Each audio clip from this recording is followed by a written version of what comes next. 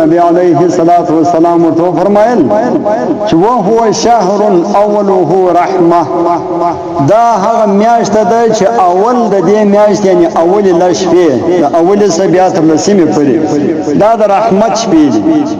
دي کې د الله جل جلاله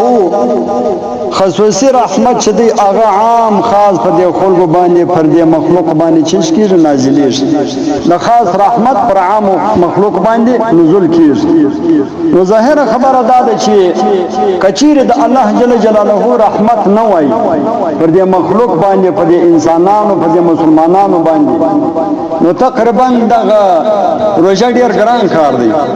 بیا د تراویح ډیر ګران کار دی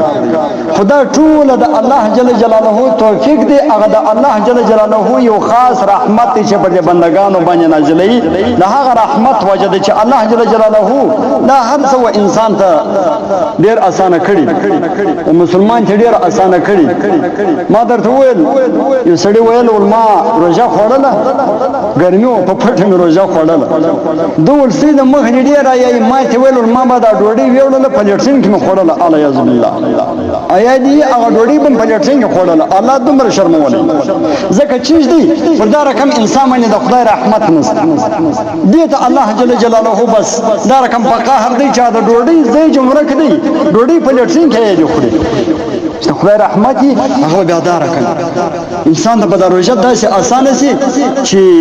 هیڅ بنو د ښکار کیږي انن کې ما درته ویل چې رسول الله وجه ته شهر صبر ویلو چې ارث څخه انسان چې کیږي په صبر کیږي د عقل سره د شرب سره نغه رقم چې کم چا یو عادت شي اخسته یې کچې دي او کسګریټ دي کنه سوار دي د دې ټول څخه انسان چې په صبر باندې دا چیز دي هغه د الله جل جلاله خاص رحمت دی چې پر انسان باندې نازلېږي او د الله جل جلاله توفیق دي چې بده بندگانو کې مسلمانان دي چې کړي ور کړي نو ځکه نبی عليه الصلاه والسلام فرمایي چې وهو شهر اوله رحمه دا یو داسې میاشت ده چې اول د دې میاشت اول لاش په دا رحمت دی پر دې انسانانو باندې د الله تعالی یو خاص رحمت نازلېږي نزول د خاص رحمت پر دې بندگانو باندې کوي واوسطه مغفره او دا مبینی چې کم ده د لوزو څخه بیا تر شلو پورې دته اوسط وایي دا کم اوسط ته دې میاشت چې دی اده چې دې مغفرت دی په دې کې الله جل جلاله انسان ته بخښنه کوي الله تعالی دې مشتي وبخښي الله تعالی دې معاف کړي کښنی ګناوي کغټي ګناوي خدای تعالی جره معاف مجرمان خو یو ګناګار یو قسم په خدای چې ګناګار یو سخت ګناګار یو د سر د بیرستانه چې ونه سي بیا د شیطان نو کپري کې تبا یو لیکن مسله تعالی دې په خپل معاف کړي خدای پاک رحمت بیا دومره دی چې زموږ د ټول د الله تعالی چې سب بندگان دې ټول ګناوي سره ځګي کې د الله تعالی او رحمت زره قدر نه دومره رحمت دې ټول دنیا ګناوي چې ځګي د الله او رحمت زره قدر نه خو خدای تعالی دې خپل رحمت را باندې وکړي الله تعالی دې په خپل رحمت کامله سره معاف نو دغه مابین سپیچ به دې ول څخه بیا تر شلو پرې دا بیا د مغفرت شپې خدای پاک بنده ته چی مغفرت کی معافی کی واخره عتق من النار بیا د حدیث په پای کې رسول الله فرمایي چې واخره عتق من النار د شلو څخه یوشتمه تدیر څخه پرې دا به چی دی عتق من النار دې کې بیا ازادي د جهنم څخه خدای پاک انسان د جهنم څخه ازادي نو د اخر الله سورې چې کوم دي یعنی دا شپې ورځي دا د شلو څخه بیا د اختر د ورځې د اختر د شپې پرې دا بیا د اجرت الکامل یعنی د مکمل مزدوري ورکولو شپې ګوره سړی دی یو مزدور سره د سیټ سره په هوټل کې یا په عام کاروبار کې کاروبار وکي مزدوري ور سره وکي ناغه بیا د میاشت په پای کې یا د کال په پای کې چې کله دوی د خپل کار تر کې هغه بیا ودته چې شور کوي مزدوري ور کوي ولې ځکه هغه د خپل کم چې کارو هغه پراسلو نو هغه د کار کار په عوض کې دا سیټ چی شروع کوي مزدوري ورکوي اوس د الله جل جلاله بیا مزدوري چی ده چې انسان روزي ونیسي په ښه طریقه سره ونیسي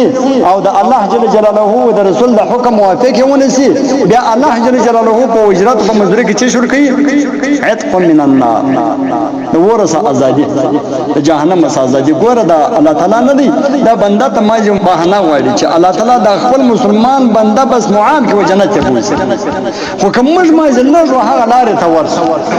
کوم موږ د خپل پنځه پټو بدن و پیژنو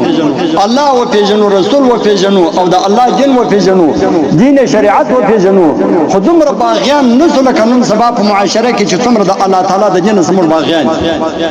دومره باغیان نسو کله لږ هغه رعایت الله تعالی د مر سره کوي او که دومره باغیان یو لکه نن سبا په معاشره کې ار سنجري اردوانه په خپل وین ار یو د خپل ګریوان کې وګور ار چا د خپل معلومیش که دومره باغیان نسو ان شاء الله تعالی د مسلمان لپاره الله جل جلاله جنت جوړ کړی دی جنت ټاکلی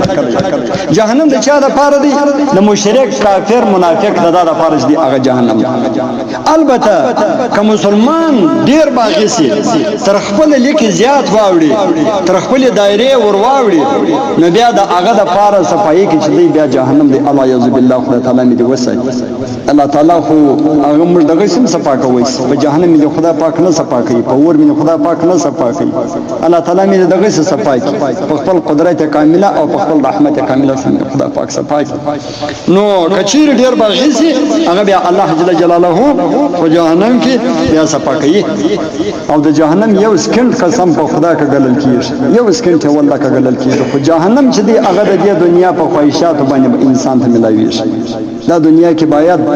مج الله خپل کو د الله دین خپل کو د الله رسول خپل کو په دې کې مج هغه اعمال کو چې الله تعالی موږ په قران پاک کې فرمایلي دي او نبی عليه الصلاه والسلام په احادیث طیبه کې موږ فرمایلي هغه باید هغه اعمال باید نو کو چې هغه د انسان د پاره د الله جل جلاله د قهر او د غضب او په ورځ د قیامت ته جهنم ذریعہ ګرځي خدای تعالی جل هغه رقم اعمال باید نو الله چې وکم شته حرام ویل دي د الله رسول چې وکم شته حرام ویل دي علما چې موږ ته ناز په میرابو کې راته بیانوي باید هغه ته موږ حرام وایو او چې کوم شته الله او د الله رسول حلال ویل دي جایز ویل دي روايه ویل دي او د هغه په کولو باندې و انسان ته الله جل جلاله اجرتونه او عوضونه ورکړي عظیم عوضونه ورکړي هغه باید نو غلط کار چې دی هغه د انسان د فار د دنیا او د آخرت د بربادي او د هلاکت ذریعہ جوړیږي بیا په آخرت کې په ورځ د قیامت باندې بیا لاسونه مشل هیڅ پیدا نه کوي لاسونه مشل دا هیڅ پیدا و انسان د بیان نه کوي بس دار العمل چې دی هغه د دنیا باید خپل اعمال صحیح خیر خو په دې حدیث کې بیا نبی علیه الصلاۃ والسلام فرمایي چې وقيام ليله تطوعا دغه میاشت شپې دا د انسان د پاره تطوع نفلی کارونه ګرځولې لیکن ګوره په دې کې اول تراویح داخل نه دي که تراویح کې داخل سي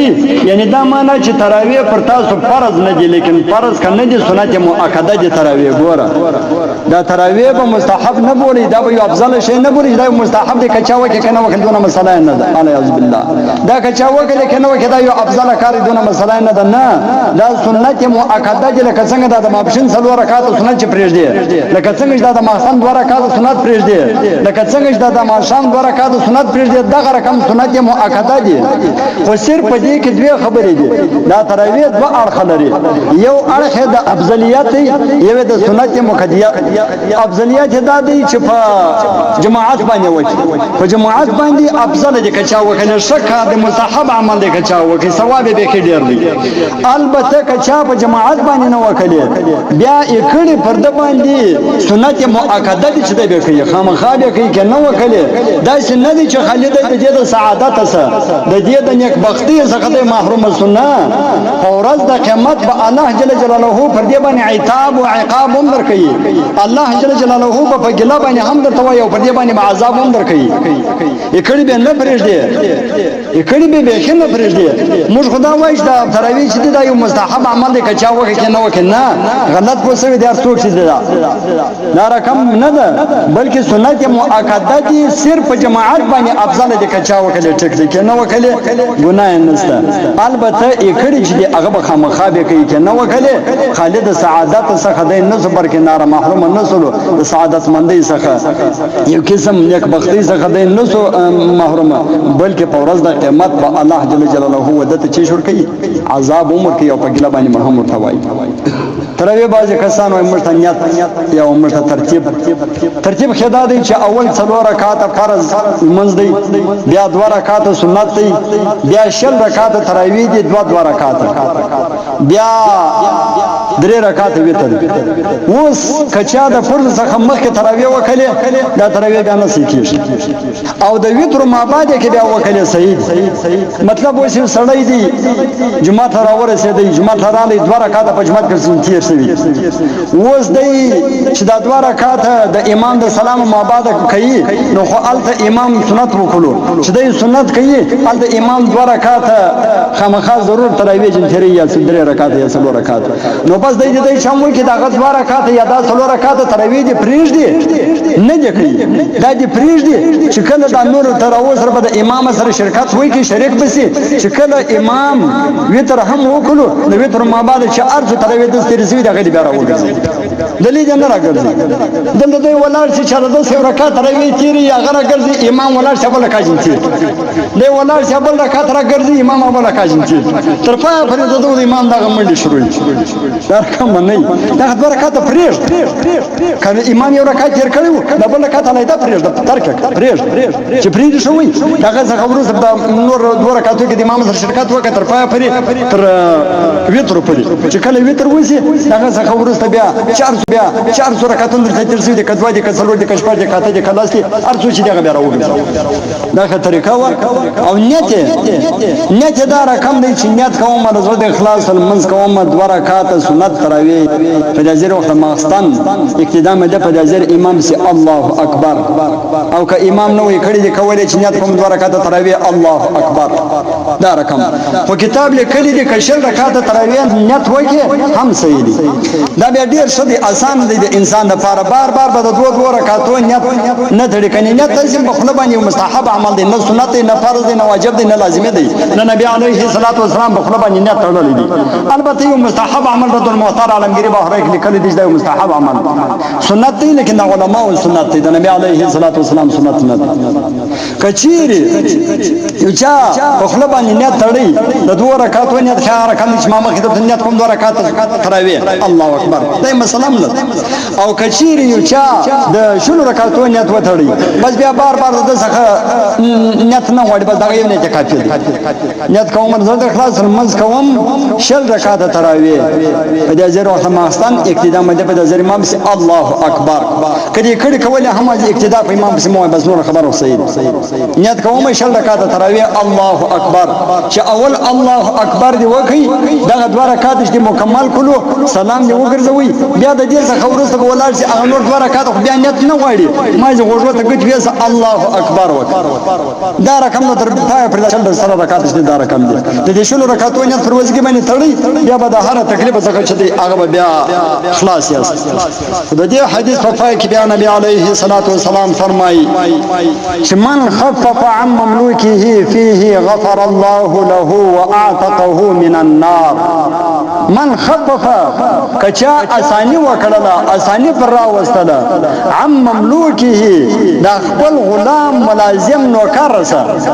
هغه ته اسانی وکړه فيه په دغه شهر رمضان کې نو څه فائدہ وده ته ورسیږي غفر الله الله تعالی بده وبخشي چې وبخشي غفر الله له چې کوم ګناه دې کړی دی الله تعالی به هغه ګناه ور معاف دا یو واعتقه من النار او خدای پاک به غاړه د ورڅخه آزاد د جهنم څخه آزاد ګوره په دې روزه کې خصوصا یو ورخه سره مسلمان ملازم نوکر مزدور کور ته پر ښځو باندې باید سړی عام خاص ورځو کې تکلیف نه پر راولي. دا دل ازاري حرام ده، ناروا ده، ناجایزه ده، ګناه ده، ګناه کبیره ده چې دا په توبه هم نه معافي شي، دغه څخه معافي نه وغواړي. دا په توبه هم نه معافي شي، دا هغه څخه به ضرور معافي غواړي. کني ورنه په ورځ د قیامت به ته دغه رقم نوکر ملازم به مزدور به دغه مزدور به پر تا باندې بیا سیټ تا دغه رقم وتا ته هغه خبرې واغه مجلسونه بیا کوي چې په دنیا کې تا وده ته کړی. ګور هغه هم دغه غوښه دی، هغه هم دغه رګونه دی، هغه هم دغه وینه ده، هغه هم دغه پلی دی، دغه اډو کې دغه 15 فوټه بدن دی. شاید کته چې تر ما ته شایسته هم په بدن باندې، خو صرف دا وجه ده چې خدای پاک وتا ته د 15 فوټ در کړی، د 15 فوټ خدای پاک نه در کړی دی، وتا ته خدای مجبور کړی. لیکن الله تعالی حکمت دی چې الله تعالی دی وتا ته مجبور کړی دی، محتاج کړی. ولیکن په دا رقم خلکو باندې ملازم نوکر مزدور داسې شپ په ښه الفاظ سره باید هغه ته خبره وسی. بیا خصوصا نهایت مروت، نهایت ادب، نهایت تر هغه بودو تیروالی، هغه معافی په کور کې وشوځو ته وسی، خصوصا پروژه کې. ولې ځکه د ارچا تعلق اکثره په کور کې ګوره دا ښځې نه دي، دا هم د غیر روژې دي، دا ډېر ستړي دي خوارانې. داسې نه دي چې خالي مړ ستړي یو دی نه دي ستړي، دا ښځې هم ستړي دي. شاید کېدای شي د دې ستړیا ته ستاسې فکر نه وي، خو د دې ستړیا به زه وتیز در وښیم. ګوره دا غریبه په پېشلمي باندې ستا د مخه راپورته کېږي، دا چیز کوي پېشلمۍ برابروي، که د هلته که پراټې دي، که یو سالن دی، که ډوډۍ ده، که هر شی دی، هغه دا غریبه برابروي تر پېشلمي پورې. دا چیز کوي ستا دپاره هغه پېشلمۍ برابروي. بیا چې کله پېشلمۍ برابر شو، بیا دلته په کور کې خامخا سر و خواشه ده، هغه بیا پریز کې دغه لپاره بیا جلا شان هم پخوي. ګوره هغه تکلیفات هم ورسره دي. دا بیا غریبه پر 2 بجې پر 2 بجې راپورته شوله، بیا اختره تر 4 بجو پورې ستا پېشلمۍ برابروي. حتی چې ستا تر دې سترخان تر اوارېدو پورې سترخان یې در اوار کوي، دا برابر کوي. دغه مابعده بیا لا هم دا غریبې دا سوچي چې شی تریو نه وي، تریخ نه وي. اخر هغه پېشلمۍ په رقم باندې وسی، بیا د هغه څخه مابعد کې سهار میړه کې بدوسلو، نور نارینه چې دی هغه بدوسلو. دا غریبه بیا راپورته کېږي، کښنیان سکول ځي، مدرسې لځي. په دا کار باندې بیا دا غریبه اخته ده. بیا د دې څخه وروسته غرمه بیا کښنیان راځي، هغه بیا ډوډۍ تیارول هغه ته غواړي. زما سره دوی په ستړیا باندې خبر کوم، سړی ته فکر نه وي چې موږ په دې چکو په دې بوډو ډېر ستړي یو، موږ په دې بانډارو ډېر ستړي یو، موږ په دې روډو ډېر ستړي یو، موږ په دې فیسکو په جوړ په مجلسو ډېر ستړي یو. د دې ستړیا ته زما ستې در فکر کوم چې د خوارانې ډېر ستړي دي، پروژه کې ډېر ستړي دي. نو بیا چې کله غرمه هغه راځي، بیا هغه ډوډۍ ور برابري، هغه د پاره دی په تکلیف باندې دي. د دا څخه وروسته بیا میړه یا ورور یا هر څوک چې دی لور، هغه بیا څه غوښه راوړې ده، دا بیا ماخستنه پرېښودله غواړي. بیا دا غریبه مازدیګر بیا په دا کار باندې اخته ده تر ماښامه پورې. دا روژه مات دور برابروي، مکمل روژه مات تر سترخان تر اوارېدو پورې. دا چې دی ور اوار کوي، بیا هم د دې دا سوچي چې یاره د ما څخه ورځې تروې سوي نه یا ترخې سوي نه وي، بوډ راڅه تروې سوی نه یا ترخ سوی نه وي، روش راڅه ترخ سوی نه یا تروې سوی نه وي، او یا شړومبې راڅه خرابې سوي نه وي، یا چټني و اچار نه راڅه خراب سوي. په دې کې بیا د دې چورت باندې خواره کړي ده. خو بیا تنا کاکا راشي، تنا کاکا چې راورسېدی در منځ سره راغلی، تنا کاکا چې اوله ګواله وکړله، بس بیا خو نو تنا کاکا بیا نو چې په خوله باندې څه ورځي هغه دی ورته وایي. ولې دا دې تریو پخ کړی دی، دې دا خوږ پخ کړی دی، دې په دې کې مالګه نه ده اچوله، دې دی کړي، دې را دی کړي. بیا د دې دپاره دا نقصان. بیا د دې دپاره هغه خشکه کلیوار یې هم خشک ورته کوي، که خسر یې هم خشک ورته کوي، که خواش یې هم خشک ورته کوي، او که میړه یې میړه خو نو مشهور هغه هم خشکه کوي. دغه خشکه بیا کېږي، دا خواره کوي، دا ډوډۍ که دغسې پرېږدي، بیا پټه په هلته په منډوي کې د تراو پر وخت باندې څه خوړلې یا نه خوړلې هلته بیا کښېږي. هر کوم ګورم ما اورېدلې هم دي لیدلې مې هم ښځو باندې تکلیف نه راولي. بیا بېرته د تراو څخه بیا خو نو خشمي ماما دی یا خشمي بابا دی یا تنا کاکا دی یا فیلبو کاکا دی یا بجلي کاکا دی، دا خو بیا روان دی نه د تراو باده. بیا چای غواړي، فروټ په برابرېږي، بیا د دپاره ترخي و خوږې چای پسه به بیا پر دې باندې خوږ کوي بادالي. ولې خدای زموږ بیا د پېشلمي پر ناستې پېشلمي باندې بیا دی تر مازدیګره پورې. مازدیګر بیا سترګې بیا د خرې کوي، ولې راپورته سوي لالا ورسره ته ونه وایي، لالا راپورته سوي. یوه ښځه دورې منډې وي، بله دورې منډې وي، یوه مناله منډې وي، بله منډوله منډې وي. ابله د پراړه ګرځ د منډي وي چې نه لالا مازګر راپورته په بشنی به د سوي دي ظالم سترګ خره کوي چې راپورته سوي دي مازګر د راپورته سوي دي نه شپ په خندا د شودو سره د خوند سره د ورندارو سره هیڅ مسله نه دی وخت وي شي تاریخ یو شی به تریوي هیڅ مسله نه ده نبی علیه الصلاۃ والسلام فرمایي چې اویا واره به د ورځې ته مزدور د مزدور تر بده تیریږي اویا واره به ته مزدور او د شې تر بده تیریږي په یو ورځ کې اویا واره موږ خو یو واره نه تیریږي نبی علیه الصلاۃ والسلام وايي چې اویا واره 70 مره اویا واره به تیریږي لیکن موږ یو واره تر بده در شان نه تیریږي یو وخت نه واقعات ته بیانوم بیا بس ان شاء الله علامات انوي رحم الله تعالی په خپل کتاب کې لیکلي دي واقعات د کتاب راځي هغه وایي ما یو ملګری و نو د شو ډیر مسکین و یو چا یو څه غوښه واستله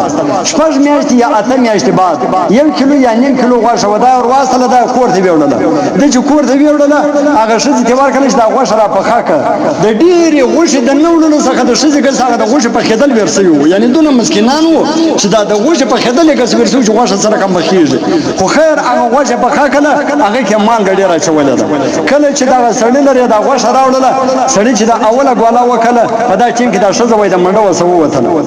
د چې دا ګواله وکړه هغه اشپازي چې دا هغه کوم غوښه دي هغه ډیر سخت تروي پخ کړی دي ډیر سخت مالګه کې چولې ده دا سوچ وي چې ما چې دا اخوا دارا چې په دا غابانی په پردا سر باندې ولا ما د بشتام پر شلوم چې ظالم یې ور ما په اته میاشت باندې پیسې نه کې پیدا ما په اته میاشت باندې غوښه نه کې پیدا بیا د مجبوري و د بل د خواست غوښه و هغه ته په دا زبانه بخړه ده نو دا پلیټ په پردا سر باندې پر سر ورته وم او دا غرنګ په سر بشتام پر شلوم دغه چې د ځان سره سوچ وکي چې الته شزه کله منډول رااله اچانک د فضل کې د رحمت وبرال اچانک رحم رالی چې هیڅ ځای باندې ورته نه شو هیڅ مثلا درې په خړې دي هیڅ مثلا عدالت به دوی درې غولې به کړی هغه بوړو یا روي شرط چې هغه پرې شوی علامه طحاوی رحمه الله تعالی فرمایي و دې وفات نو وای ما په خوب ولیدي ولما ارسل الله تعالی سره وکړو الله تعالی خو بخښلم ول په چیز باندې و بخښل ول خدا پاک یو ډیر کینه شی باندې و بخښلم ول مال په چیز باندې ول الله تعالی راته ول هغه چې تاسو ما یو بندا زما مخلوق باندې رحم وکړي چې تاسو شزه و راغه باندې تا رحم وکړي نو نن زه پر تا باندې رحم کوم پر تا باندې د جهنم ور حرام په دغه یو ادنا عمل باندې الله جل جلاله هو بخښلم ځکه نبی علیه الصلاۃ والسلام فرمایي من لا يرحم لا يرحم کچیر یو څوک په ځکه کې د ځکه پر والا باندې رحمت نه وکي الله تعالی په ورځ د قیامت پر د باندې رحمت نه وکي او د اسمانو والا پر د باندې په دنیا کې رحمت نه وکي لہذا باید رحمت وکړو چې سره په خندا باندې خبره وکړو ک ورندار د په خندا باندې خبره سره وکړو ک مور د په خندا باندې خبره سره وکړو دا مجلس په دې باندې وښکې دار کوم به وقوف خلک ډیر ستا په دې وجه باندې مجلس وکړي ډیر کسان هغه په خود سره په خندروي باندې ورندار په خندروي باندې ډیر دار کوم به وقوفان ست چې ماته حالات راځي زه په دې وجه کې په حال باندې خبره مې چې دا رقم یو کوفي کوي چې تقریبا هغه به کافرون باندې نه کوي په کور